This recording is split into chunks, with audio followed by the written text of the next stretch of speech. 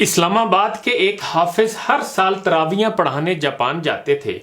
ایک دفعہ انہوں نے بتایا کہ ماہ رمضان کی آمد پر جاپان میں کام کرنے والی ایک اسلامی تنظیم نے سوچا کہ جاپانیوں کو دین کی دعوت دیں، لیکن پھر وہ خود مشکل میں پڑ گئے کہ جاپانیوں کو کس طرح دعوت دیں اور کس طرح سمجھائیں کہ دین اسلام میں داخل ہو کر انسان کے تمام اعمال و معاملات نیک، اچھے اور درست ہو جاتے ہیں۔ جاپانیوں کے تو بہت سے دنیاوی اعمال و معاملات مسلمانوں سے کہیں بہتر ہیں۔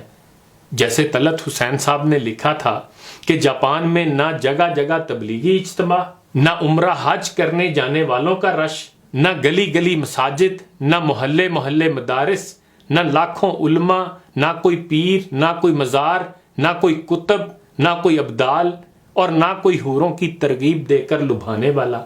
پھر بھی ان سب کے بغیر جاپان جنت نظیر۔ جاپان میں پچھلے 30 سال میں چوری نہیں ہوئی، نہ کوئی قتل ہوا، کوئی بھوکا نہیں سوتا۔ زلزلے کے وقت کیمپوں میں سب کچھ رکھ دیا جاتا ہے، کوئی ایک چھٹانک ضرورت سے زیادہ نہیں لیتا۔ دیانتداری میں دنیا میں پہلے نمبر پر ہے۔ سڑک پر 1 کروڑ پھینک دیں کوئی نہیں اٹھاتا۔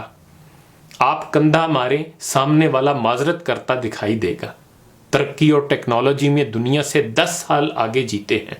کام اتنا کرتے ہیں کہ وزیر اعظم ہاتھ جوڑ کے آرام کے مشورے دے۔ سگریٹ کی راکھ جھاڑنے کی ڈبیا جیب میں۔ صفائی اتنی کہ سڑکوں میں منہ نظر آئے۔ پابندی وقت اتنی کہ 5 منٹ ٹرین لیٹ ہو جانے پر پوری کمپنی بند۔ اخلاق اتنا بلند آپ حیرت سے منہ تکتے رہ جائیں۔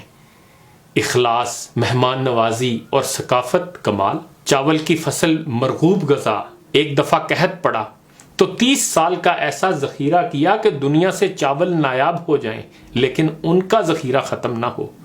جس کے ہو گئے بس پتھر پر لکیر۔ 2 نمبری اور بے ایمانی کا تصور محال۔ ذہن میں سوال آتا ہے کہ وہ کس نظام، کس کتاب کے پیروکار ہیں؟ یہ تو علم نہیں۔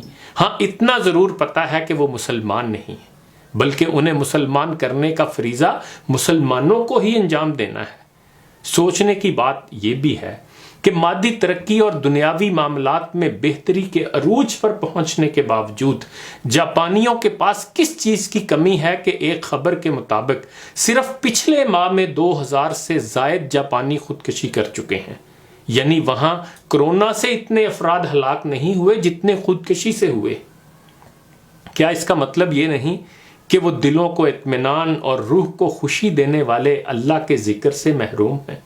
روحانیت ہی میں اصل سکون و اطمینان ہے اور اس کی طرف مسلمان ہی انہیں لا سکتے ہیں، لیکن اس کے لیے مسلمانوں کو پہلے خود اپنے باطن اور ظاہر دونوں کو نبی کریم صلی اللہ علیہ وآلہ وسلم کی سیرت کے مطابق ڈھالنا ہوگا۔ کبھی تو ایسا لگتا ہے کہ جیسے غیر اقوام نے سیرت کو اپنا رکھا ہے، جبکہ مسلمان بظاہر تو رسول کریم صلی اللہ علیہ وآلہ وسلم کی محبت کا دم بھرتے ہیں، لیکن در حقیقت انہیں نبی کریم صلی اللہ علیہ وآلہ وسلم کی پاکیزہ تعلیمات پر عمل کرنے سے کوئی غرض نہیں ہے۔ کبھی تو لگتا ہے کہ ہم مسلمانوں کے اذہان میں یہ بات سرایت کر چکی ہے کہ ہم جو مرضی کریں، نبی کریم صلی اللہ علیہ وآلہ وسلم کی شفاعت کا شرف ہمیں حاصل ہو جائے گا، اس لیے کہ ہم کلمہ پڑھتے ہیں، چاہے نیکی، راست بازی اور تقوی کی راہوں پر گامزن ہوں یا نہ ہوں۔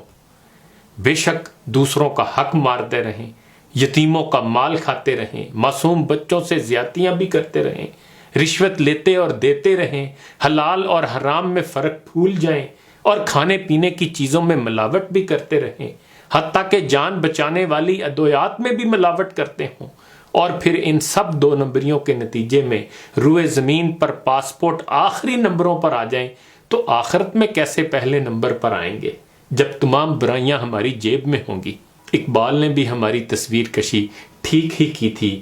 ہاتھ بے زور ہیں، الہات سے دل خوگر ہیں، امتی باعث رسوائی پیغمبر ہیں، بت شکن اٹھ گئے باقی جو رہے بتگر ہیں، تھا براہیم پدر اور پسر آزر ہیں، بادہ آشام نئے بادہ نیا خم بھی نئے، حرم کعبہ نیا بت بھی نئے تم بھی نئے، جن کو آتا نہیں دنیا میں کوئی فن تم ہو، نہیں جس قوم کو پروائے نشیمن تم ہو، بجلیاں جس میں ہوں آسودہ وہ خرمن تم ہو، بیچ کھاتے ہیں جو اسلاف کے مدفن تم ہو نکو نام جو قبروں کی تجارت کر کے، کیا نہ بیچو گے جو مل جائیں صنم پتھر کے۔ منفعت ایک ہے اس قوم کی، نقصان بھی ایک ہی سب کا نبی، دین بھی ایمان بھی ایک، حرم پاک بھی اللہ بھی قرآن بھی ایک، کچھ بڑی بات تھی ہوتے جو مسلمان بھی ایک، فرقہ بندی ہے کہیں اور کہیں ذاتیں ہیں، کیا زمانے میں پنپنے کی یہی باتیں ہیں؟ کون ہے تارک آئین رسول مختار، مصلحت وقت کی ہے کس کے عمل کا معیار، کس کی آنکھوں میں سمایا ہے شعار اغیار،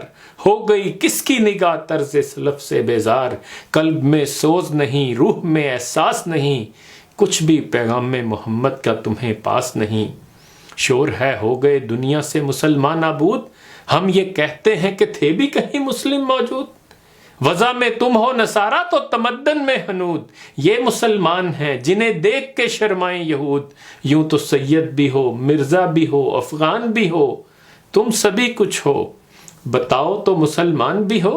انہی گزارشات کے ساتھ اجازت چاہوں گا، اپنا خیال رکھیے گا، اللہ حافظ۔